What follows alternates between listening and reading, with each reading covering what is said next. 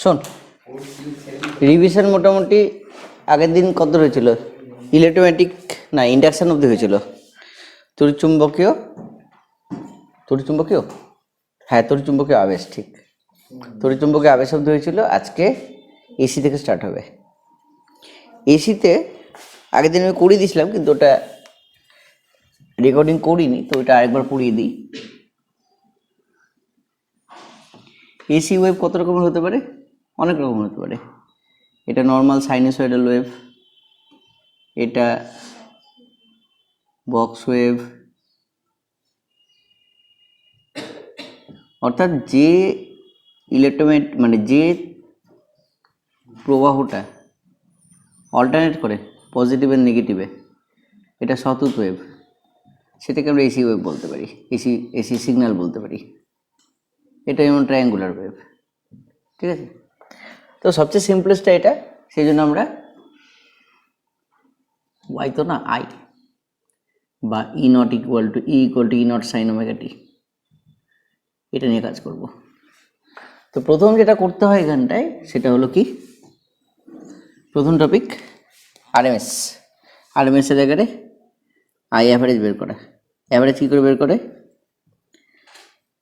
0 to t I dt 0 to t dt, তাহলে কত হচ্ছে 1/t।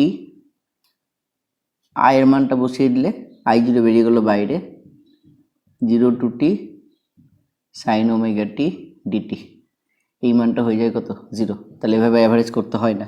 তাহলে অ্যাভারেজ করতে হয় কী করে? অ্যাভারেজ করতে হয় হাফ সাইকেলে। তাহলে 0 to t/2 0 to t/2 I DT দিয়ে 2/t ইন্টু আই জিরো বেরিয়ে গেলো বাইরে, 0 to t/2 sine omega t dt. পরের line 2i0/t minus cos omega t by omega 0 to t/2। তাহলে 2i0/ωt কত হবে? Into minus cos omega t/2 plus cos 0। তাহলে এটা কত হচ্ছে? এটা হয়ে যাবে 2i0/2π, ওমেগা টি মানে 2π হয়, 2i0/2π। তারপর মাইনাস কস পাই প্লাস কস 0, তাহলে i0/π ইন্টু 1 + 1, তাহলে কত হলো? 2/π i0। এই মানটা 67% অফ i0 হয়, মানে 0.67 অফ i0। তো অ্যাভারেজ কারেন্টের হিসাবে দেখা যায় এই কারেন্টটা অনেক কম, মানে যে কারেন্টটা এসির একটা এফেক্টিভ ডিসি বলে আমরা ভাবতে পারি, এই মানটা দেখা যায় তার চেয়ে অনেক কম হচ্ছে। তাই অ্যাভারেজ কারেন্টের কোনো দাম নাই। তাই অ্যাভারেজ কারেন্টের বদলে কী করতে হয়? আরএমএস কারেন্ট বের করতে হয়। আরএমএস স্কোয়ার করতে হবে 0 to t I square dt 0 to t dt, তাহলে 1/t I0 square 0 to t sine square omega t dt. তাহলে 1/t I0 square 0 to t 2 sine square omega t dt. তাহলে 1/t I0 square 0 to t 1 minus cos 2 omega t dt. তাহলে হয়ে যাচ্ছে কত? 1/t into I0 square small t minus sine 2 omega t by 2 omega 0 to capital t, 1/t I0 square capital t minus sine 2 omega capital t by 2 omega plus 0 plus এটা minus 0 plus sine 0/2 omega. তাহলে কত হচ্ছে? 1/t into I0²/2 into capital T থেকে যাবে, কারণ এটাও zero হয়ে যাবে, কারণ ওমেগা মানে 2 পাই, sin 4 পাই 0 0 0 সব জিরো, তাহলে টি কেটে গেল, কত হলো I0²/2, তাহলে RMS এর ভ্যালু কত হচ্ছে I0/√2 মানে 0.707 ইন্টু I0। এবং এই RMS ভ্যালুটাকে বলা হয় IRMS ইকুয়াল টু এফেক্টিভ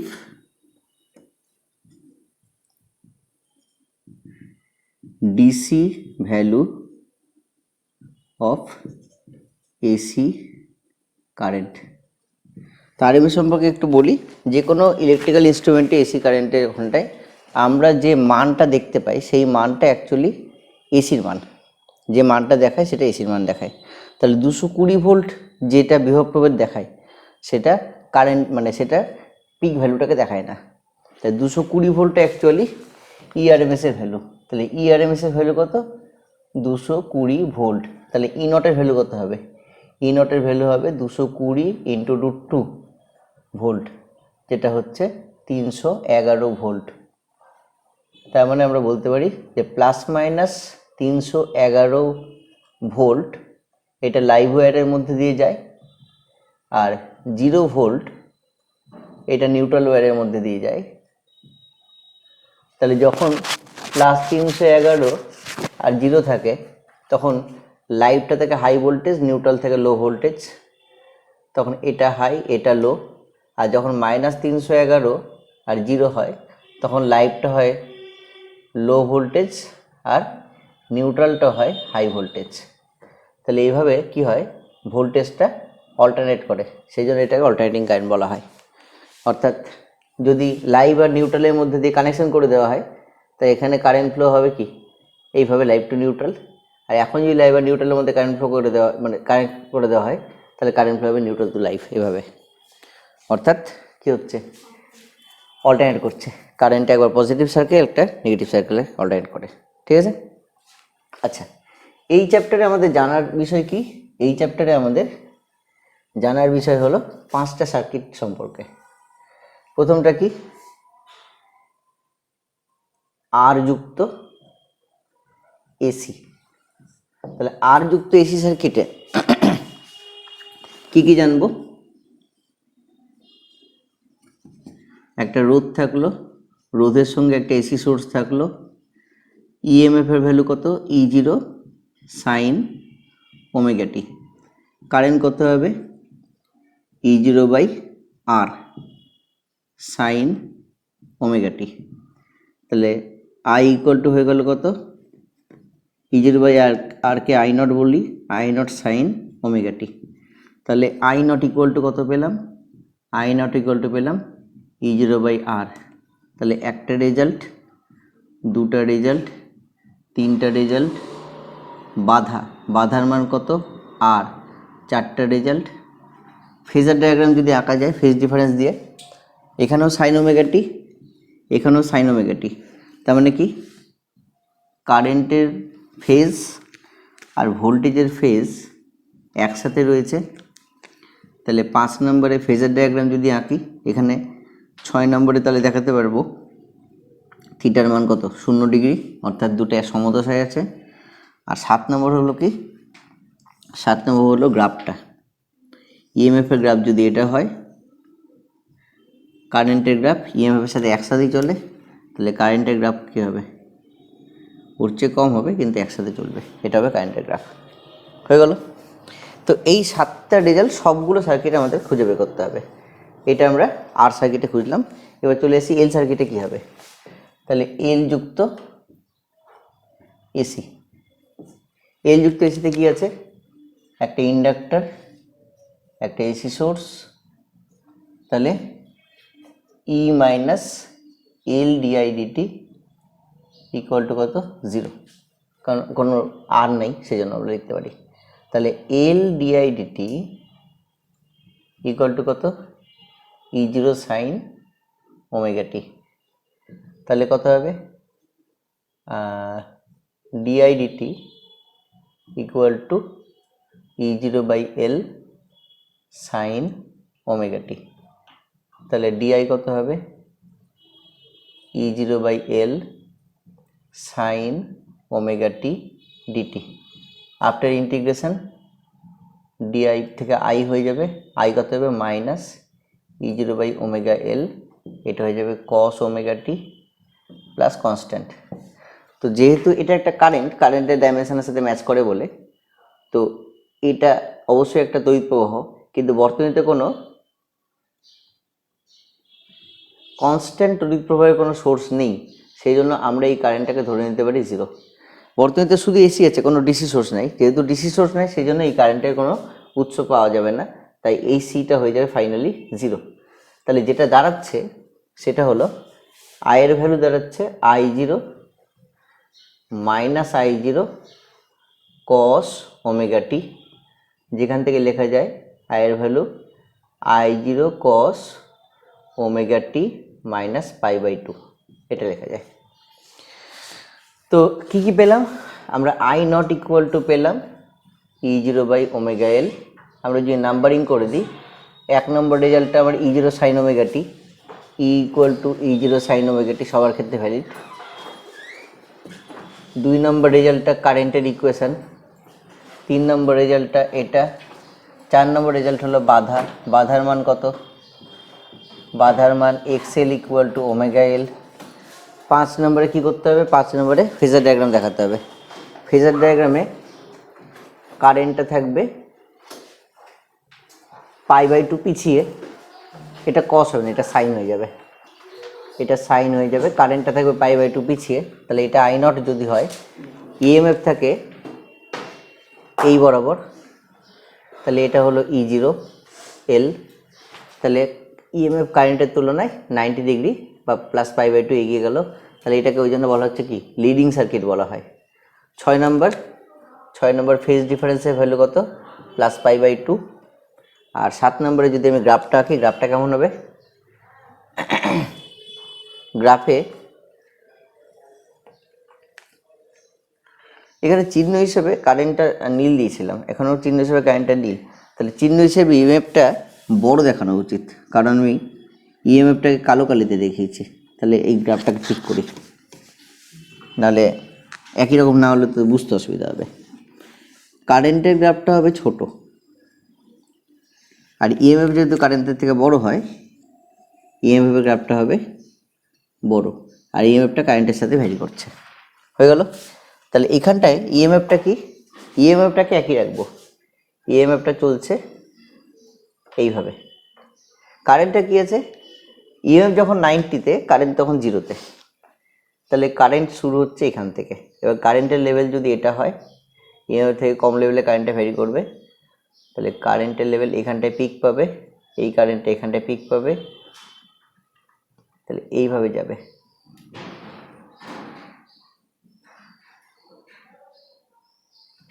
এইভাবে যাবে, আর এটা এখান থেকে স্টার্ট করবে। এটা হলো কারেন্টের গ্রাফ, অর্থাৎ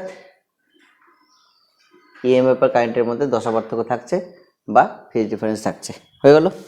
আচ্ছা, এবার চলে আসি এল সার্কিট হয়ে গেল। এবার চলে আসি আর মানে ক্যাপাসিটার সার্কিটে। ক্যাপাসিটার সার্কিটে কি হয়? ক্যাপাসিটার সার্কিটে শুধু একটা ক্যাপাসিটার এবং এসি সোর্স লাগিয়ে দেব, তাহলে সি সার্কিট। ক্যাপাসিটার সার্কিটে একটা ক্যাপাসিটার থাকলো, একটা এসি সোর্স লাগিয়ে দিলাম, তাহলে কি হবে? E equal to E0 sine omega t, আগের মতোই থাকলো। Q equal to CE formula, তাহলে Q equal to CE0 sine omega t চলে আসবে। Differentiation I equal to dq dt, যেটা কি আসবে? Omega C into E0 cos omega টিকে দেবে। তাহলে আই ইকুয়াল টু হয়ে গেল E0 by omega C into cos omega টিকে দিল, তাহলে I equal to I0 cos omega t বা I equal to I0 sine omega t plus π/2। তাহলে এই দুটো কারেন্টের ইকুয়েশান আমরা পেলাম। আচ্ছা, একটা কথা বলতে ভুলে গেছি, কারেন্ট ইকুয়েশনে মাইনাস কসের গ্রাফ, তো মাইনাস কসের গ্রাফ এঁকে দিলেও আরও সহজে পাওয়া যাবে, অত ফেজ ডিফারেন্স না ভেবে মাইনাস কসের গ্রাফ দিয়ে ব্যাপারটাকে ভাবা যায়। আচ্ছা, তাহলে এখানে আমরা কী কী রেজাল্ট পেলাম? 1 পেলাম, 2 পেলাম, 3 নম্বর বাধা না, 3 নম্বর হলো কারেন্টের ইকুয়েশন আই নট কত হচ্ছে E0/1/ωc। 4 নম্বর কি? বাধা কত? XC, এটাকে বলা হচ্ছে রিয়াক্টেন্স অফ দ্য সার্কিট। ওখানে বাধা দিয়েছিলাম, হ্যাঁ বাধা এক্সেল হলো ইন্ডাক্টরের রিয়াক্টেন্স আর XC হলো ক্যাপাসিটরের রিয়াক্টেন্স 1/ωc। 5 নম্বর কি? 5 নম্বর হলো ফেজার ডায়াগ্রামে কারেন্টটাকে আবার একদিকে রাখবো, আই নটকে এখানে রাখবো, আর ই নট চলে আসবে কি এদিকে চলে আসবে ই নটটা, তাহলে এটা -π/2 থাকবে, অর্থাৎ 90 ডিগ্রি পিছিয়ে থাকবে। হয়ে গেল। 6 নম্বর কি? 6 নম্বর হলো ফেজ ডিফারেন্স কত? -π/2। এই জন্য এটাকে বলা হচ্ছে ভোল্টেজ ল্যাগিং সার্কিট। আর 7 নম্বর কি? 7 নম্বরটা হলো গ্রাফ। ই নটটাকে অপরিবর্তিত রাখবো, ই নটের সাপেক্ষে কারেন্টটা কি আছে? কারেন্টটা এগিয়ে আছে। এবার সহজ বুদ্ধি কি? কসের গ্রাফ আঁকা। তাহলে কসের গ্রাফ এখান থেকে স্টার্ট হবে, এখানে মিট করবে, এখানে মিট করবে, এখানে মিট করবে, এখান থেকে এখানে যাবে, এখানে যাবে, এখানে যাবে, এভাবে চলবে। তাহলে এইভাবে কারেন্টের কসের গ্রাফ ফলো করে চলতে থাকবে। তার মানে কারেন্টটা দেখা যাবে আগে সৃষ্টি হচ্ছে। ঠিক আছে? আচ্ছা, তো এই হলো তোমাদের 3টা জিনিস। কী কী? আর সার্কিট, এল সার্কিট আর সি সার্কিট। এই 3টা কম্বাইন করে এলআর, সিআর এবং এলসার হবে। তার আগে একটা কথা বলে দিই, যে জিনিসটা এখানে কাজে লাগে না, কাজে লাগে ইলেকট্রনিক্সে। এখান থেকে প্রাপ্ত একটা জিনিস, সেটা হলো ইন্ডাক্টর এবং ক্যাপাসিটরের একটা বিশেষ ধর্ম। এল সার্কিট এবং capacitor circuit,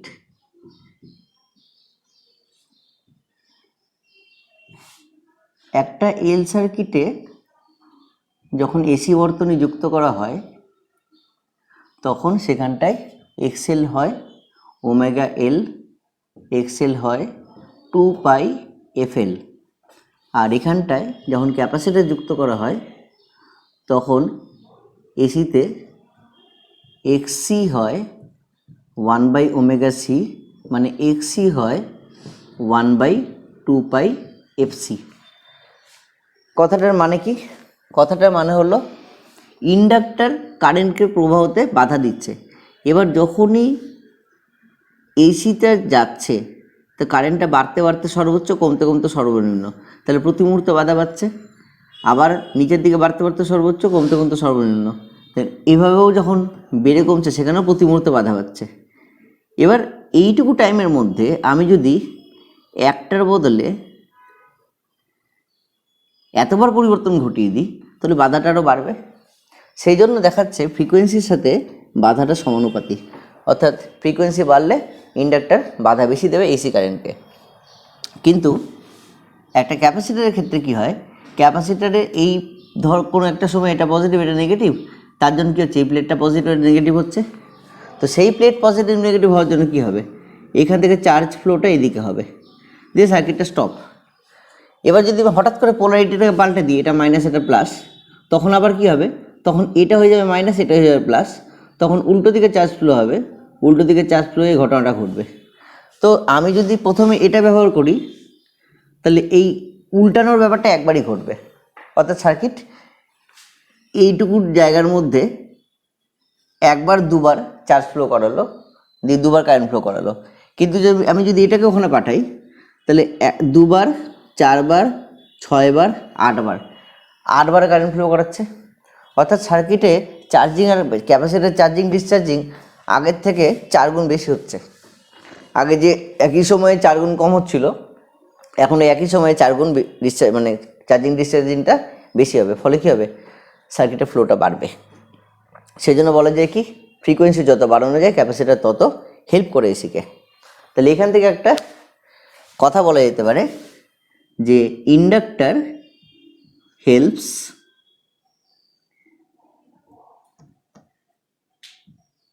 DC but blocks AC, capacitor helps AC but blocks DC.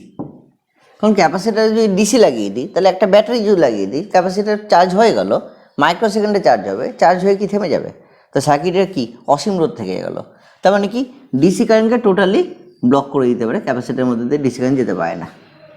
কিন্তু একটা ইন্ডাক্টরকে যদি ডিসি কারেন্টে লাগাই, ইন্ডাক্টর ডিসি কারেন্টে লাগালে সেটা ওই সামান্য মাইক্রো সেকেন্ডের জন্য সেটা বাধা দেওয়ার কাজ করবে, বাকি টাইমটা কনস্ট্যান্ট কারেন্ট যাবে। তাহলে সেই জন্য ইন্ডাক্টর ডিসিকে কোনো বাধাই দিতে পারে না, মাইক্রো সেকেন্ডের বাধা থাকে, তারপর কনস্ট্যান্ট কারেন্ট থাকে। তাহলে ক্যাপাসিটার যদি লাগানো হয় ডিসির সাথে তাহলে কী হবে? ক্যাপাসিটার ডিসির সাথে লাগানো হলে জাস্ট এটা চার্জিং অবধি অপেক্ষা হবে, সেইটুকু টাইম এখানে কারেন্ট ফ্লো করবে, বাকি টাইমে কারেন্ট ফ্লো করবে না। তাহলে বলা যায় এখানে কারেন্ট ফ্লো হবেই না বলতে পারিস। তার মানে কি টোটালি ব্লক করার কাজ করলো। আর যদি ব্যাপারটা ইন্ডাক্টর দিয়ে করা হয়, ইন্ডাক্টর কী হচ্ছে, এইটুকু পাস করতে কারেন্টের যেটুকু টাইম লাগবে, এবার কারেন্ট তো আলোর গতি বেগে যায়, এইটুকু পাস করতে কত টাইম লাগবে? মাইক্রো সেকেন্ডের কম টাইম লাগবে। তাহলে শুধু ওইটুকু টাইম ইন্ডাক্টর এখানে বাধা দিবে, তো ডিসিকে বলা যায় বাধাই দিচ্ছে না। তাহলে এখানে কি অল টাইম একটা হাই কারেন্ট ফ্লো করবে, আই নট কারেন্ট টোটাল টাইমটা ধরে ফ্লো করবে। ঠিক আছে, সেই জন্য ইন্ডাক্টর ডিসিতে কাজ করতে পারে না। তো ডিসিতে কাজ করতে পারে না, তার মানে কি ডিসিতে হেল্প করছে, কিন্তু এসিকে অনেকটাই ব্লক করছে। এই জন্য ইন্ডাক্টর দিয়ে এবং ক্যাপাসিটর দিয়ে আমরা কি করতে পারি? ফিল্টার সার্কিট বানাতে পারি। কিভাবে? যদি আমরা একটা ইন্ডাক্টর শ্রেণীতে জুড়ে দিই আর এখান থেকে এসি ডিসির মিশ্রণ পাঠাই, তাহলে এসিটাকে এখানে ব্লক করে দেবে, তা যাবে শুধু ডিসিটা, এটা একটা হতে পারে। যদি এই রোধের মধ্যে যাওয়ার আগেই একটা ক্যাপাসিটার দিয়ে এসিটাকে, এখান দিয়ে আসছে এসি ডিসি, এসি প্লাস ডিসির কম্বিনেশান, এসিটাকে এটা দিয়ে বাইপাস করিয়ে নেব, তাহলে পড়ে থাকবে কি? এর মধ্যে শুধু ডিসিটা পড়ে থাকবে। এবার এই কাজটি ডবল ডবল করে করব। কিভাবে? একটা ইন্ডাক্টর দিব এবং একটা ক্যাপাসিটার দিব। যদি এটা দিয়ে করি, এটা এল এটা সি, প্রথমে এটা এসিকে ব্লক করবে, যদি কিছু এসি বেঁচে থাকে তাকে এটা বাইপাস করবে, তাহলে এরপরে যে রোধটা লেগে আছে সেই রোধে বিশুদ্ধ ডিসিটা আমরা নিয়ে যেতে পারবো। আর তারপরেও এটাকে আরও মডিফাই করা হচ্ছে। কি করে? এটাকে আরও মডিফাই করার জন্য এখানে একটা ক্যাপাসিটার, এখানে আরেকটা ক্যাপাসিটার লাগিয়ে দেওয়া হয়, তারপরে রোধটাকে রাখা হয়। তাহলে রোধের মধ্যে দিয়ে যাওয়ার জন্য প্রথমে এসি ডিসির কম্বিনেশান আসছে, প্রথমে একবার এসির কম্পোনেন্ট বাইপাস হয়ে গেল, যেটুকু পড়ে থাকবে সেটা এখানটায় কিছুটা ব্লক হবে, তারপরেও যদি পড়ে থাকে তাহলে সেটা এই ক্যাপাসিটার দিয়ে বাইপাস হয়ে বেরিয়ে যাবে। তাহলে পড়ে থাকা যে রোধের মধ্যে দিয়ে যেটা যাচ্ছে সেটা প্রায় খুব ভালো একটা ডিসি কারেন্ট যাচ্ছে। তো এটা হলো ইন্ডাক্টর টাইপ ফিল্টার, এটা হলো ক্যাপাসিটর টাইপ ফিল্টার, এটা হলো এল টাইপ এলসি ফিল্টার, এটা পাই টাইপ এলসি ফিল্টার। সিলেবাসে নাই কিন্তু কোশ্চেন এসছে অলরেডি এইচএসে, সেই জন্য ব্যাপারটা পড়িয়ে দিলাম। কোশ্চেন গত বছর বা তার আগের বছর এসেছিলো, আর নিটও এখান থেকে কোশ্চেন এসেছিলো, সুতরাং ফিল্টারটা এখান থেকে পড়ে রাখতে হবে এক্সট্রা করে, এই জিনিসটা বইয়ে নাই। হলো? আচ্ছা, বইয়ে নাই বেশি জিনিস আর পড়াবো না, কিন্তু এটা ম্যান্ডেটরি হয়ে যাবে, কারণ ইন্ডাক্টরের ক্যাপাসিটরের কাজ বোঝার জন্য এসিতে এই জিনিসটা পড়তেই লাগে। আচ্ছা, এবার চলে আসি এলআর সার্কিট এবং সিআর সার্কিটের কাজকর্ম কেমন করে হচ্ছে সেটাতে। এলআর সার্কিট এবং সিআর সার্কিট জাস্ট একে অপরের বিপরীতমুখীভাবে কাজ করে। ঠিক যেভাবে এলআর কাজ করবে তার ঠিক অপোজিটভাবে সিআরটা কাজ করবে। ছকটা আজকে আর বানাবো না, ছকটা এর আগে বানিয়েছি, আজকে জাস্ট পরপর সার্কিটগুলো অ্যানালিসিস করে দিচ্ছি। একটা এল একটা আর একসাথে যুক্ত আছে, একটা এসি সোর্স যুক্ত করা আছে, এটা এল এটা আর। তাহলে কারেন্টের ভ্যালুটা E equal to E0 sine omega t. এবার আমাদের লাগবে কি? এবার আমাদের এটা 1 নম্বর রেজাল্ট। প্রথমে চলে যাচ্ছে আমরা 5 নম্বর রেজাল্টে। 5 নম্বরে কারেন্ট ছিল এদিকে, এটা আই নট। বর্তনীতে এল আছে এবং আর আছে, যেহেতু আর আছে, আর এর যে ভোল্টেজ সেই ভোল্টেজটা কারেন্টের সাথে সমদশায় থাকে, আর ইন্ডাক্টরের যে ভোল্টেজ সেটা কারেন্টের সঙ্গে 90 ডিগ্রি এগিয়ে থাকে। তাই দুটাকে জয়েন করলে এই যে ভোল্টেজটা পাওয়া যাবে বা ইএমএফটা পাওয়া যাবে, এটাই এই ভোল্টেজটা। তার মানে এই অ্যাঙ্গেলটা কত জানতে হবে আর এর মানটা জানতে হবে, জানলেই আমাদের সব কিছু বেরিয়ে যাবে। তাহলে কি করব? তাহলে আমরা ভেক্টর সামের ফর্মুলা ফেলবো, E not equal to E zero R square plus E zero L square. তাহলে E zero equal to root over R square plus omega L তার whole square into I not square. তাহলে আমরা এখান থেকে লিখতে পারি I not equal to E not by root over R square plus omega L তার whole square. তাহলে কি পেলাম? আমরা কারেন্টের মানটা পেয়ে গেলাম, যেটা আমাদের এখানে কত নম্বর উত্তর? কারেন্টের মানটা আমাদের 3 নম্বর উত্তর। তাই 3 নম্বর উত্তরটা পেয়ে যাচ্ছি। নেক্সট কি লাগবে? নেক্সট হলো বাধা। এই বাধাকে বলা হচ্ছে ইম্পিডেন্স। যেহেতু ইম্পিডেন্স, তাই এটাকে বলা হচ্ছে জেড, প্রতিঘাত।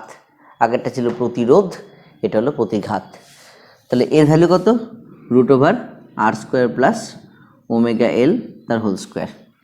আচ্ছা, এখান থেকে একটা নতুন জিনিস আঁকা যায়, যেটাকে ইম্পিডেন্স ডায়াগ্রাম বলে। ইম্পিডেন্স ডায়াগ্রামে এদিকে রোধ থাকবে, এদিকে ওমেগা এল থাকবে, তাহলে এদিকে জেড এল আর থাকবে। তাহলে এখানে ওই একই কোণ থিটা তৈরি হবে। বেসিক্যালি কিছুই না, এই আর এবং ওমেগা এল এর সঙ্গে আই নট দিয়ে গুণ করলেই ফেজার ডায়াগ্রামটা পাওয়া যায়।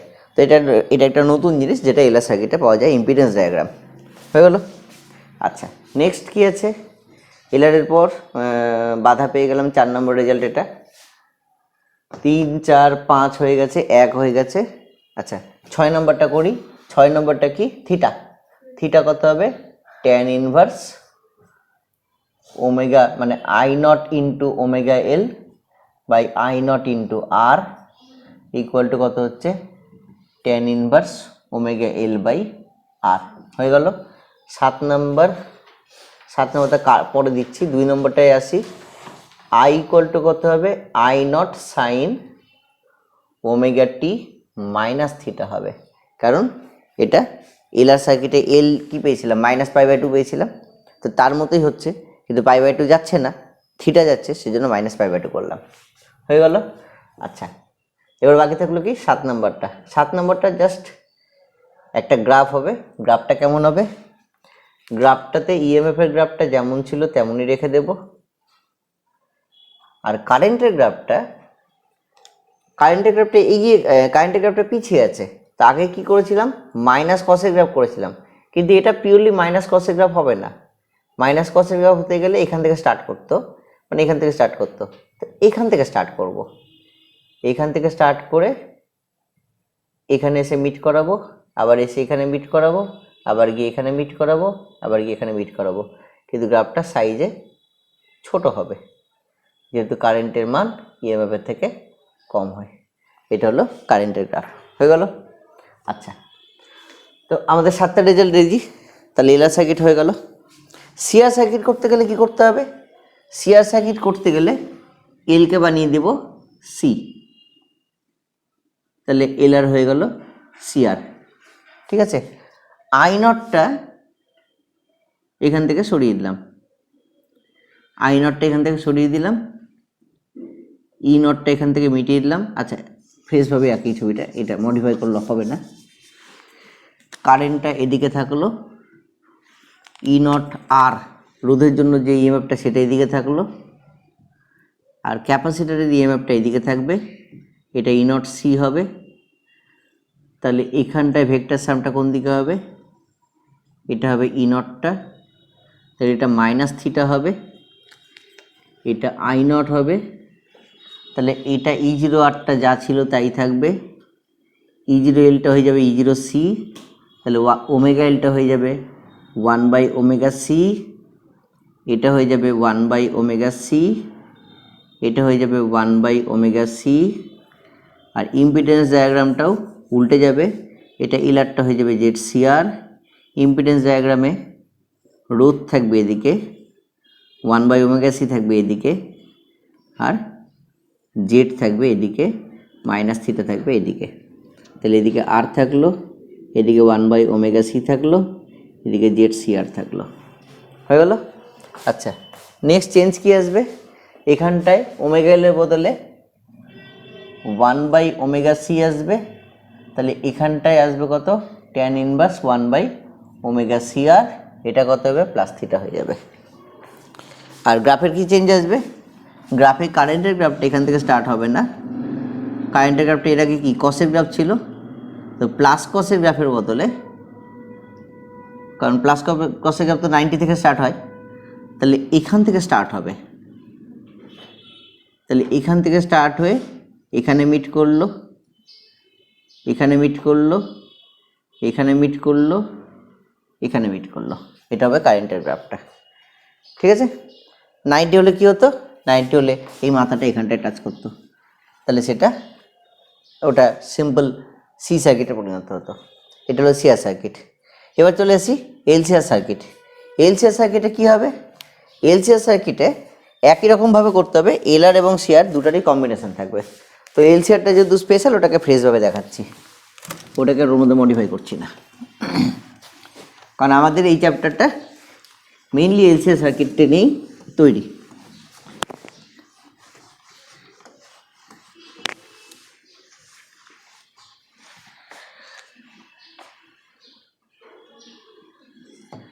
তাহলে কি থাকবে, একটা এল থাকবে, একটা আর থাকবে, একটা সি থাকবে, এখানে একটা এসি থাকবে, এখানে এরকম থাকলো, এটা এল, এটা আর, এটা সি।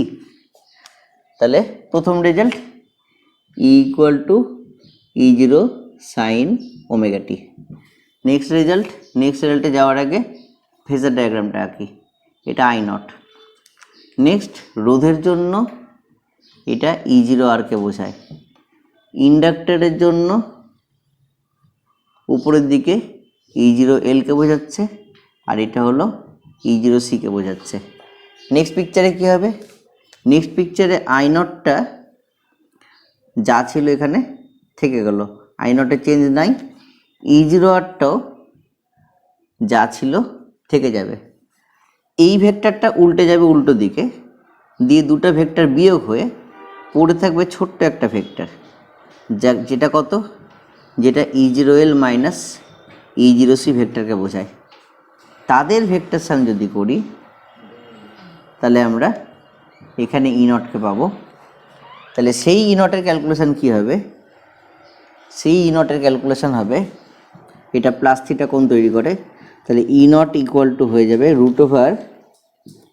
√E0 আর এর square plus E0L minus E0 C তার হোল স্কোয়ার। তাহলে E not equal to I not common নিলে √R square plus ω/L minus 1/ωc তার হোল স্কোয়ার। তাহলে আমরা আই নটকে পেয়ে গেলাম। আই নটের ভ্যালুটা কত, আই নটের ভ্যালুটা হচ্ছে কত যেন, আর স্কোয়ার প্লাস নিচে, না আর স্কোয়ার না, ই নট বাই নিচে √R square plus ω/L minus 1/ωc তার হোল স্কোয়ার, এটা আই নট। নেক্সট কি, ফেজার ডায়াগ্রাম পেয়ে গেছি, মানে 1 নম্বর রেজাল্ট রেডি, এটা 5 নম্বর সেই রেজাল্ট রেডি, এটা কত 3 নম্বর রেজাল্ট রেডি, 4 নম্বর বাধা, বাধা মানে ইম্পিডেন্স, তো ZLCR তার ভ্যালু কত হবে, √R square plus ω/L minus 1/ωc তার হোল স্কোয়ার, এটা হলো বাধা। বাধা পেয়ে গেলাম। বাধার পরে কি আছে, অ্যাঙ্গেলটা 5 তো হয়ে গেছিলো 6, থিটা ইকুয়াল টু কত হবে, tan inverse ω/L minus 1/ωc by R, I nought কেটে গেছে। 7 নম্বর আর গ্রাফটা আঁকছি না, গ্রাফটা এলআর সার্কিটের মতোই হবে, তাহলে লিখে দিচ্ছি সেম এস এলআর। আচ্ছা 8 নম্বরটা 2 নম্বর কি হবে, 2 নম্বর হলো কারেন্টের equation I equal to I0। যেহেতু আমি ইন্ডাক্টরকে জিতিয়েছি, তাহলে ইন্ডাক্টর সার্কিটে যে রেজাল্টটা ছিল সেই রেজাল্টটাই লিখতে হবে, I not sine omega t minus theta. হয়ে গেল। এবার একটা বিশেষ জিনিস, কি বিশেষ জিনিস বা এই গ্রাফটা বিশেষ কেন? অ্যাকচুয়ালি এলআর সার্কিট বা এলসিআর সার্কিট আমাদের পরেরই কথা না, আমাদের পরের কথা হলো এলসি সার্কিট। কারণ এলসি সার্কিটে যদি অ্যানালাইসিস করা যায় সেখানে দেখা যায় এলসি সার্কিটে কি হয়, একটা এল আর সি যদি কম্বাইন হয় তাহলে L di dt plus Q by C equal to 0 পাওয়া যায়। তাহলে d Q dt two plus 1/LC into Q equal to 0 পাওয়া যায়। D Q dt two plus omega 0 square Q equal to 0 পাওয়া যায়, যেখানটা ওমেগা 0 ইকুয়াল টু 1/√LC পাওয়া যায়, যেটা এলসি সার্কিটের natural frequency. But practically LC circuit আমরা পাবো না কোনো দিন, কারণ একটা ইন্ডাক্টর রোধবিহীন কোনো দিন হতে পারে না।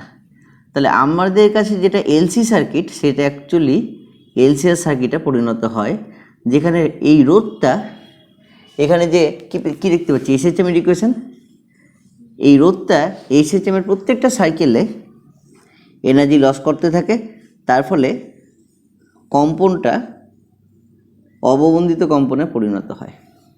তো এই অবমন্দিত কম্পন থেকে বাঁচাতে গেলে এই এলসিআর সার্কিটের সাথে প্রত্যেক সাইকেলে এনার্জি দেওয়ার জন্য একটা এসি সোর্সকে ওর সঙ্গে যুক্ত করতে হয়, ঠিক আছে। এবং ক্লাস 11-এর অবমন্দিত কম্পনের কনসেপ্ট থেকে আমরা বলতে পারি, যদি এখানকার E equal to E0 sine omega t এই সোর্সের যে কম্পাঙ্ক ওমেগা, এই যে কম্পাঙ্ক ওমেগা 0-র সাথে ম্যাচ করে যায়, তখন এই সার্কিটে ঘটবে অনুনাদ। তাহলে আমরা যদি অনুনাদের কন্ডিশনটা বলি, তাহলে অনুনাদের কন্ডিশনটা এখান থেকে বেরিয়ে আসছে কি, ওমেগার মান হওয়া উচিত 1/√LC। এটা ক্লাস 11-এর কনসেপ্ট থেকে বলছি, যেহেতু ওর ন্যাচারাল ফ্রিকোয়েন্সি 1/√LC, তাহলে এসি ফ্রিকোয়েন্সিটা হওয়া উচিত 1/√LC। তো এখানটায় ওমেগা ওই মানটা হচ্ছে কিনা যদি টেস্ট করতে যাই, টেস্ট করার উপায় কি? টেস্ট করার উপায় হলো বর্তনীর বাধাটাকে সর্বনিম্ন করা। তাহলে জেড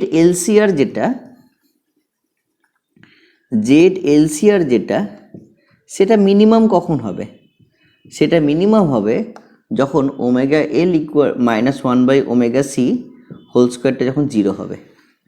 তাহলে omega L equal to 1/ωc হলে, তাহলে omega square equal to 1/LC হলে, তাহলে ওমেগা ইকুয়াল টু 1/√LC হলে, তাহলে বাধা মিনিমাম। তাহলে ওই বর্তনীতে কারেন্টের মান কত? তাহলে ওই বর্তনীতে বাধার মান শুধুমাত্র মানে যদি ওমেগা ইকুয়াল টু 1/LC হয়, তাহলে কি কি চেঞ্জ হচ্ছে? প্রথমত বাধা হয়ে যাচ্ছে জেড এলসিআরটা হয়ে যাচ্ছে শুধুমাত্র রোধ। দ্বিতীয়ত কারেন্টের ভ্যালু আই নটের ভ্যালু হয়ে যাবে E0/R। তৃতীয়ত থিটার মানটা হয়ে যাবে ট্যান ইনভার্স, কারণ এখানে কি হচ্ছে ওমেগা এল আর 1/ωc সমান হয়ে যাচ্ছে, সমান হওয়ার জন্য ট্যান ইনভার্স উপরে কি হবে 0 হয়ে যাবে। তো ট্যান ইনভার্স 0/R ইকুয়াল হয়ে যাচ্ছে কত 0। তাহলে একটা ঘটনা ঘটার ফলে প্রথম রেজাল্ট এটা, দ্বিতীয় রেজাল্ট এটা, 3 নম্বর রেজাল্ট এটা, 4 নম্বর রেজাল্ট যেটা পাবো সেটা কি, এই যে ভেক্টরটা আমরা এঁকেছিলাম আই নটটা এদিকে আর রোধের জন্য E0R-টা এদিকে, শুধু এটাই থেকে যাবে, কারণ E0L আর E0C-টা তখন একে অপরকে ব্যালেন্স করে দেবে। তাহলে এটা আর এটা একে অপরকে ব্যালেন্স করে দিচ্ছে, তাহলে আমি এটাকে মিটিয়ে দিতে পারি যে এটার কোনো অস্তিত্ব আর নেই। তাহলে এটা হয়ে যাচ্ছে কি, শুধু এটাতে পরিণত হচ্ছে, তাহলে এটা একটা রেজাল্ট পাচ্ছি। তাহলে কারেন্টের ইকুয়েশনটা কী হবে? তাহলে কারেন্টের ইকুয়েশনটা হয়ে যাবে শুধুমাত্র I0 সাইন ওমেগা টি। তো গ্রাফটা কি হবে? গ্রাফটা এটা যদি কারেন্টের গ্রাফ হয় আর এটা হবে কি, এটা হবে ইএমএফ এর গ্রাফ। অর্থাৎ টোটাল এলসিআর সার্কিটের এল আর সি একে অপরকে ক্যান্সেল আউট করে দিচ্ছে এবং পুরো থাকছে সার্কিটে কি, সার্কিটে শুধুমাত্র রোধের কম্পোনেন্টটা, অর্থাৎ এলসিআর সার্কিট রোধকযুক্ত বর্তনীতে পরিণত হয় অনুনাদি কন্ডিশনে। এটা হলো এলসিআর সার্কিটের অনুনাদ ঘটার ফলে কি হয় সেটা হয়ে গেল। এবং আরেকটা কি দেখা যায়, যদি আমরা গ্রাফিক্যালি ব্যাপারটাকে প্লট করি, গ্রাফিক্যালি কারেন্টের মানটা কীভাবে চেঞ্জ হয় সেটাকে যদি প্লট করি, তাহলে সেখানটায় দেখা যাচ্ছে যে ফ্রিকোয়েন্সির সাথে কারেন্টের পরিবর্তনটা কেমন হবে। এদিকে যদি আই নটকে ধরি, এদিকে যদি ফ্রিকোয়েন্সি ধরি, তাহলে সেখানটায় দেখা যাবে যে কারেন্টের মানটা এইভাবে ভ্যারি করছে, অর্থাৎ একটা জায়গাতে কারেন্টের মানটা সর্বোচ্চ হচ্ছে, আই নটের মানটা সর্বোচ্চ হচ্ছে। এই সর্বোচ্চ কারেন্টের জায়গাটাই ওমেগা ইকুয়াল টু ওমেগা 0 হচ্ছে, অর্থাৎ বাহ্যিক এসি কম্পাঙ্কটা বর্তনীর নিজস্ব কম্পাঙ্কের সাথে সমান হয়ে যাচ্ছে। এর আগে কি হচ্ছে, এর আগে বাধা বাড়ছে, এরপরে কি হচ্ছে, এরপরেও বাধা বাড়ছে, তারপরে এই ঘটনাটা ঘটছে, হয়ে গেল। এবার যদি আমরা পাওয়ারের ক্যালকুলেশনে ঢুকি, পাওয়ারের ভ্যালু কি হয়, পাওয়ার দিয়েও ব্যাপারটাকে ব্যাখ্যা করা যায়। পাওয়ার দিয়ে ব্যাপারটাকে ব্যাখ্যা করতে গেলে আগে এসি পাওয়ার কী হয় সেটা একটু দেখে নিই, তারপর পাওয়ার দিয়ে গোটা ব্যাপারটাকে ব্যাখ্যা করব। যদি আমরা ইন জেনারেল পাওয়ারের কথা বলি, তাহলে পাওয়ার অ্যাভারেজ কত হবে, 1/t 0 to t pdt।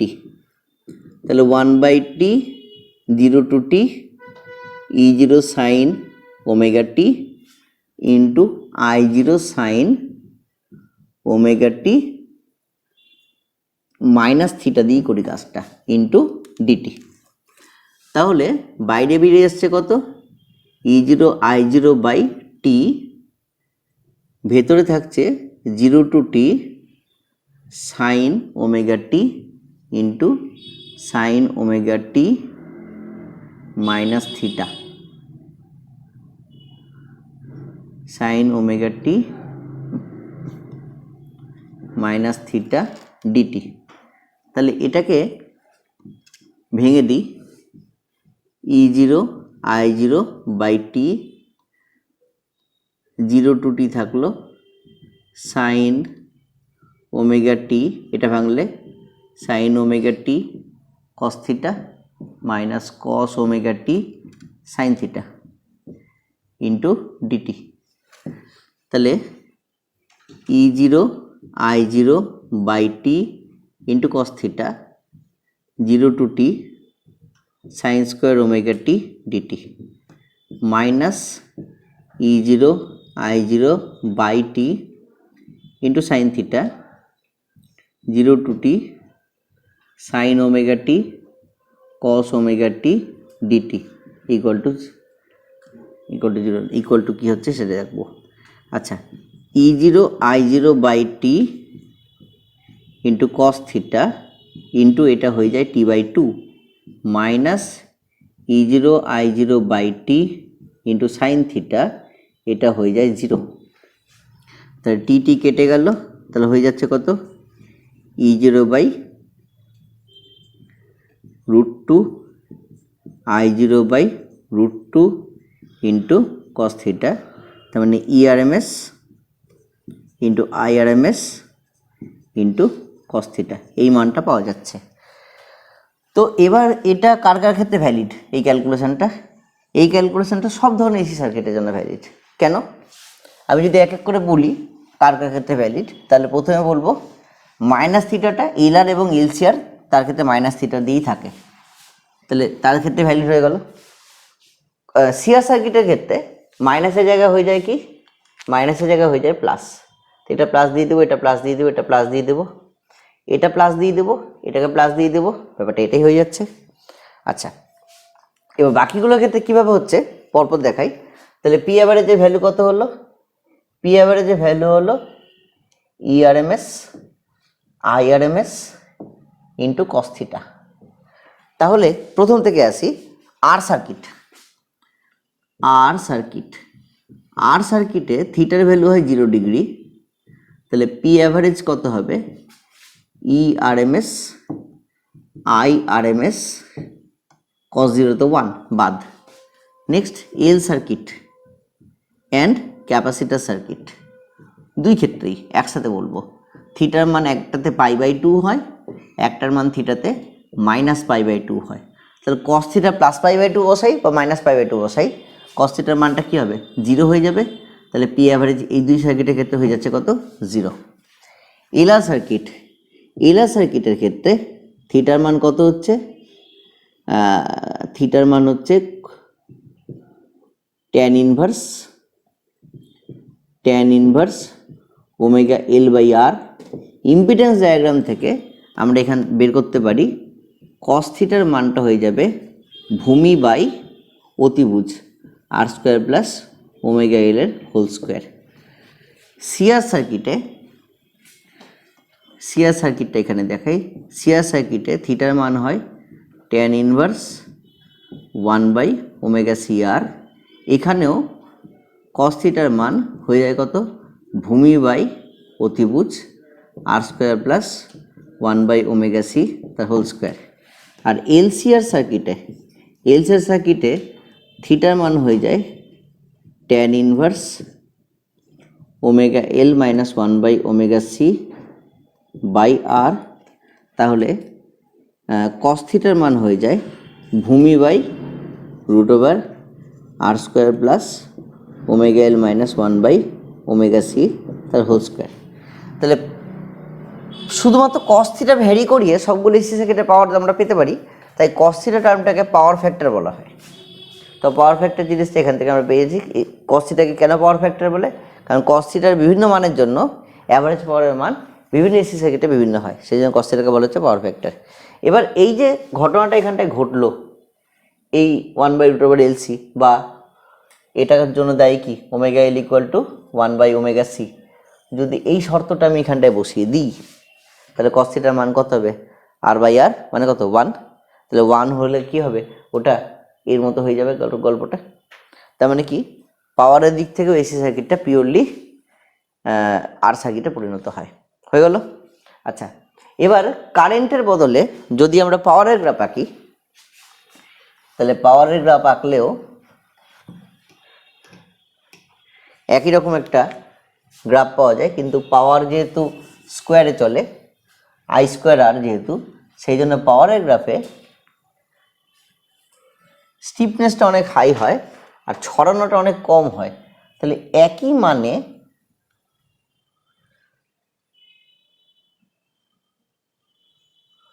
অনেক বেশি ছড়ানো, অনেক কম ছড়ানো একটা গ্রাফ পাওয়া যায়। তাহলে এটা হলো সর্বোচ্চ ক্ষমতার রাশিমালা, মানে সর্বোচ্চ ক্ষমতার পয়েন্ট পিক পয়েন্টটা। এবার তার অর্ধেক অংশে যদি কাট করি তাহলে আমরা এখানে দুটো ফ্রিকোয়েন্সি পাবো, এটাকে বলে ω1, এটাকে বলে ω2। তাহলে এই ω1 আর ω2-র বৈশিষ্ট্য কি, যেহেতু ω1 আর ω2-তে এসি বর্তনী তার সর্বোচ্চ ক্ষমতার অর্ধেক ক্ষমতা লাভ করে, তাই এই দুটোকে বলা হচ্ছে হাফ পাওয়ার ফ্রিকোয়েন্সি। হাফ পাওয়ার ফ্রিকোয়েন্সি একটা বিশাল বড় ক্যালকুলেশন আছে, ক্যালকুলেশন আমি একদম ঢুকবো না, শুধু মানটা দেখিয়ে দিই। ω2 মাইনাস ω1 তার মান হয় R/L, তার সাথে সমান, এটা একটা সম্পর্ক আছে। আর কি ω2 ইন্টু ω1 এই মানটা হয়ে যায় ω0²। এই দুটো হাফ পাওয়ার ফ্রিকোয়েন্সির সম্পর্ক মাথায় রাখলে আমাদের কাজ হয়ে যাবে। কি কাজ হবে, এখানে আরেকটা জিনিস আছে Q factor of the circuit. বর্তনী কিউ ফ্যাক্টর বা কোয়ালিটি ফ্যাক্টর কাকে বলে, সেটা কি জিনিস? তো দুটো ফ্যাক্টর এখানে আছে, একটা কিউ ফ্যাক্টর, একটা পাওয়ার ফ্যাক্টর। পাওয়ার ফ্যাক্টর তো আমি এখানে বলেই দিলাম। এবার চলে এসেছি কিউ ফ্যাক্টর কাকে বলে।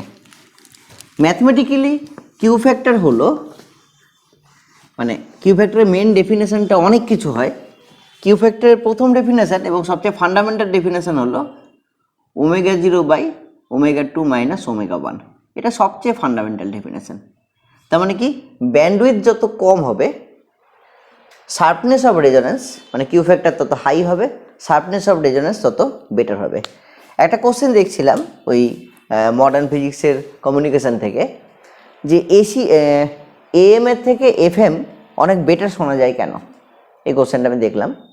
তো FM তো সিলেবাসের বাইরে, তবু কোশ্চেন আছে। তো উত্তরটা কি হবে, উত্তরটা এখান থেকে আসবে। এফএম এর ক্ষেত্রে সাউন্ডের যে শার্পনেস অফ রেজোনেন্সটা অনেক হাই হয়। তাহলে এই এফএম চ্যানেল কি একটা সিঙ্গেল লাইনে একটা চ্যানেল থাকে, কিন্তু এএম এ কি অনেকটা ফ্রিকোয়েন্সি রেঞ্জ জুড়ে এক একটা এএম চ্যানেল থাকে। তার মানে কি এএম এর ব্যান্ডউইথটা অনেক বড়, এফএম এর ব্যান্ডউইথটা একটা সিঙ্গেল 98.3, 97.4, 93.8। তো এক একটা মানে এক একটা এফএম চ্যানেল পাচ্ছি। তার মানে কি ব্যান্ডউইথ অনেক ছোট, আর ব্যান্ডউইথ অনেক ছোট হওয়ার জন্য কি হবে, শার্পনেসটা অনেক বড় হবে। এটা হলো শার্পনেস অফ রেজোনেন্সের মানে। তো এবার ম্যাথমেটিক্যালি শার্পনেস অফ রেজোনেন্স বা কিউ ফ্যাক্টর কি জিনিস, মানটা বসিয়ে দিই। মানটা বসালে কি হবে, প্রথম মানটা হবে ω0L/R, দ্বিতীয় মানটা হবে ω0L মানে কি 1/ω0C, তাহলে 1/ω0CR। তৃতীয় মানটা হবে I0 যদি গুণ করি, তাহলে উপরে ইএমএফ এর ভোল্টেজ ডিফারেন্স, ইন্ডাক্টরের ভোল্টেজ ডিফারেন্স বাই রোধের ভোল্টেজ ডিফারেন্স পাবো। আর চতুর্থ মানটা পাবো কি,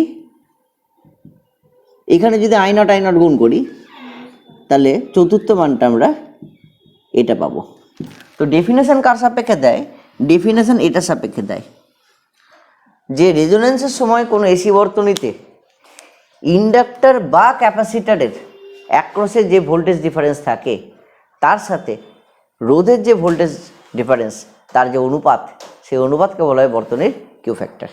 এটা ডেফিনেশন, ঠিক আছে, যেখানে এই মানটা কাজে লাগে। হয়ে গেল। আচ্ছা, এসিতে আর কি বাকি আছে, এসিতে আর কিছু বাকি নেই, এসি কমপ্লিট। ঠিক আছে, চলে আসছি ইলেকট্রোম্যাগনেটিক ওয়েভ থিওরি।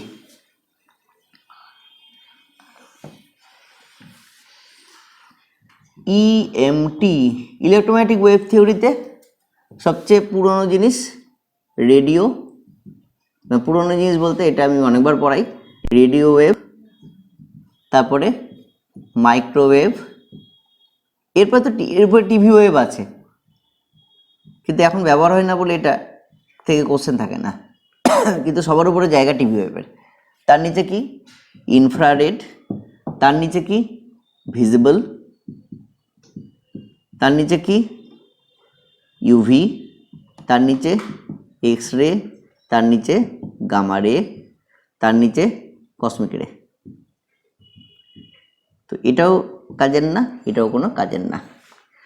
ওপর থেকে যত নিচের দিকে নামবো তত ওয়েভলেন্থ কমবে, ফ্রিকোয়েন্সি বাড়বে। এখন যেহেতু কোয়ান্টাম মেকানিক্স পড়া হয়ে গেছে তাহলে এনার্জি বাড়বে। ডাইরেক্ট বলতে পারি E=h/nu = hc/λ, এই ফর্মুলা থেকে বলে দেওয়া যাবে ডাইরেক্ট। আর কি সবগুলো, এটা প্রথম হলো তাদের স্ট্রাকচারটা। দ্বিতীয় কি, সবগুলো ক্ষেত্রে ইলেকট্রিক ফিল্ড লম্ব উইথ ম্যাগনেটিক ফিল্ড লম্ব উইথ প্রোপাগেশন ভেক্টর, মানে যেদিকে গতিশীল সেইটার সাথে।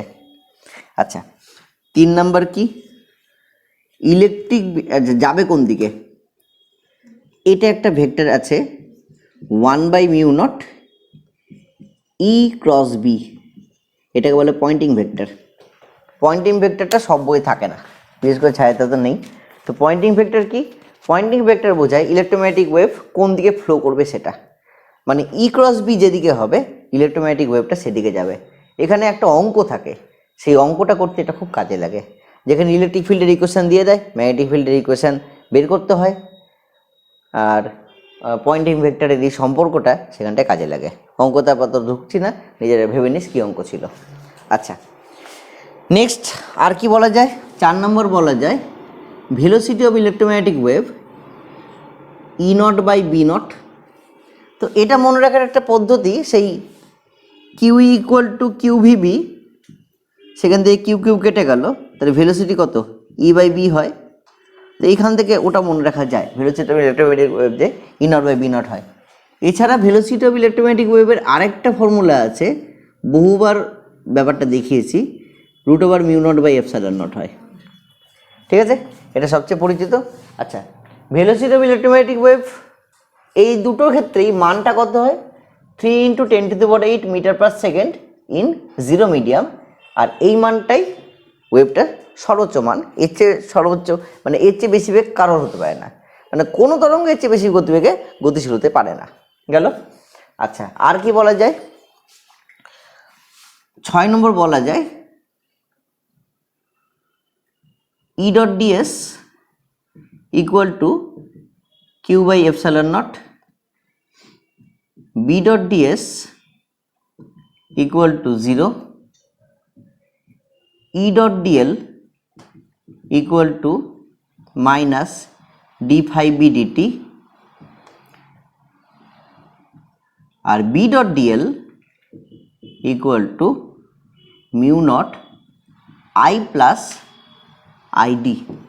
এই আইডিটা হলো ডিসপ্লেসমেন্ট কারেন্ট, যে ডিসপ্লেসমেন্ট কারেন্ট এই ম্যাক্সওয়েলের দ্বারা প্রথম খুঁজে পাওয়া গেছে, যেটা ম্যাক্সওয়েল অ্যাম্পিয়ারের লর সঙ্গে জুড়ে দিয়ে এই 4 নম্বর লটাকে মডিফাই করেছে।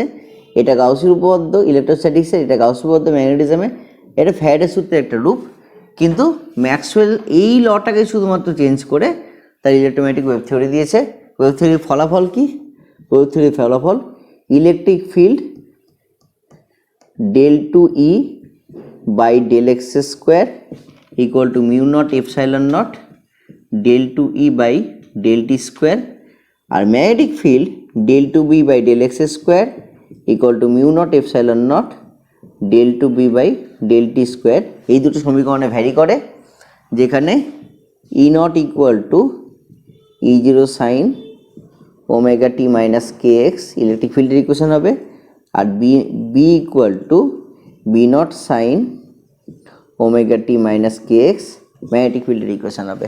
অর্থাৎ ইলেকট্রোম্যাগনেটিক ওয়েভ একটা চলতরঙ্গ তৈরি করে, যেটা তির্যক তরঙ্গ, যেহেতু পরস্পর লম্ব হয়ে থাকছে তো এটা একটা তির্যক তরঙ্গ। আর তির্যক তরঙ্গ থাকে বলেই শব্দের থেকে এর একটা গুরুত্বপূর্ণ পার্থক্য ধরা পড়ে। সেই পার্থক্যটা কি? শব্দ ছিল অনুদৈর্ঘ্য তরঙ্গ, এটা হলো তির্যক তরঙ্গ। মানে শব্দের পোলারাইজেশন হয় না, আলোর পোলারাইজেশন হয়। পার্থক্যটা এটা, ভুল বলছিলাম একটু আগে। যাই হোক, এবার চলে এসেছি ডিসপ্লেসমেন্ট কারেন্ট কাকে বলে, যে ডিসপ্লেসমেন্ট কারেন্টটা ম্যাক্সওয়েল খুঁজে পেয়েছিল। তো ম্যাক্সওয়েল কী করে ডিসপ্লেসমেন্ট কারেন্ট পেয়েছিল? ম্যাক্সওয়েল এই যে একটু আগে আমি দেখিয়েছিলাম না, এলআর সার্কিট, না সরি এলসি সার্কিট, এল আর সি সার্কিটের কম্বিনেশনে তৈরি হয় তরঙ্গ, সেই তরঙ্গটাই তড়িৎচুম্বকীয় তরঙ্গ। তাহলে ওখানে যে ক্যাপাসিটার থাকছে, সেই ক্যাপাসিটার থেকে ডিসপ্লেসমেন্ট কারেন্টের জন্ম হয়। ইলেকট্রোস্ট্যাটিক্সের যে রিভিশন ভিডিও, সেই রিভিশন ভিডিওতে আমি দেখিয়েছিলাম যে এরকম দুটো প্লেটের মাঝখানে আমি যদি কোনো ডাইইলেকট্রিক ম্যাটেরিয়ালকে ভরে দিই, তো এগুলো তো প্লাস প্লাস হয়ে যায়, এগুলো মাইনাস মাইনাস হয়ে যায়। এবার ডাইইলেকট্রিক ম্যাটেরিয়ালটা এই ভেতরে ভরা থাকলো, এবার ডাইইলেকট্রিক ম্যাটেরিয়ালের মধ্যে এই জায়গাটায় নেগেটিভ চার্জগুলো এসে জমা হয়, আর এই জায়গাটায় পজিটিভ চার্জগুলো এসে তৈরি হয়। অর্থাৎ বলা যায় চার্জগুলো যেন ওইদিকে শিফট হয়ে গেছে। তাহলে চার্জের এই শিফটিং একটা কারেন্টের জন্ম দেয়, সেই কারেন্টটাকে বলা হচ্ছে ডিসপ্লেসমেন্ট কারেন্ট। কেন এটার প্রয়োজনীয়তা? ডিসপ্লেসমেন্ট কারেন্টটা বাহ্যিক বর্তনীতে যে তড়িৎ প্রবাহ, সেই তড়িৎ প্রবাহের যে কন্টিনিউটি, সেই কন্টিনিউটি অফ কারেন্ট বা তড়িৎ প্রবাহের যে সুষমতা, তাকে বজায় রাখে। সেই জন্য ডিসপ্লেসমেন্ট কারেন্টকে এখানে ধরে রাখা হয়। তো আইডির মানটা বের করবো কী করে, এটা হলো প্রশ্ন। তো ইলেকট্রিক ফিল্ডের মান কত? ইলেকট্রিক ফিল্ডের মান হলো sigma by epsilon nought equal to Q by epsilon nought A. তাহলে কিউ ইকুয়াল টু কত? Epsilon nought into E A. তাহলে ডিকিউ ডিটি কত হবে? ডিকিউ ডিটি হবে epsilon nought into dQ dt. আচ্ছা, ই ডট একে ফাই বলা হয়, ফ্লাক্স, ইলেকট্রিক ফ্লাক্স বলা হয়। তাহলে এটাকে আরেকটু করে দিই, এটা ইন্টু ফাই ই ইলেকট্রিক ফ্লাক্স। তাহলে এটা হয়ে গেল ডি ফাই ই ডিটি। তাহলে কারেন্টে ইকুয়াল টু কত হলো? Epsilon nought d phi E dt. এটা হলো ডিসপ্লেসমেন্ট কারেন্ট বা সরণ প্রবাহের রাশিমালা। এই চ্যাপ্টারে আর কিছু আছে? এই চ্যাপ্টারে আর কিছু নাই। ওই রেডিয়েশন প্রেশার টেশার থাকে, ওগুলো দেখে নিস, ওগুলো অত বেশি ইম্পর্টেন্ট জায়গা না, মেন ইম্পর্টেন্ট জায়গা এইটুকুটা হয়ে গেলো। তাহলে এসি আর ইলেকট্রোম্যাগনেটিক ওয়েভ থিওরি কমপ্লিট। এবার স্টার্ট হবে কি? Geometrical optics after a short break. আচ্ছা, ব্রেকের পরে চলে এলাম, ভেবেছিলাম অপটিক্সটা এখানেই করাবো, কিন্তু অপটিক্স এখন করাচ্ছি না, কারণ থার্ড সেমিস্টারের পরের বছর যখন থার্ড সেমিস্টার আসবে, থার্ড সেমিস্টারের ইলেকট্রোম্যাগনেটিক ওয়েভ থিওরিতে এসে শেষ হবে থার্ড সেমিস্টার। মানে এসি, মানে ওদের শুরু হবে ইলেকট্রোস্ট্যাটিক্স থেকে ইলেকট্রোম্যাগনেটিক ওয়েভ থিওরি অবধি টোটাল থার্ড সেমিস্টার থাকবে, এবং থার্ড সেমিস্টারের ভিডিওটা মানে আলাদা থাকা বেটার। তো সুতরাং এই জায়গাটা অবধি কমপ্লিট করি।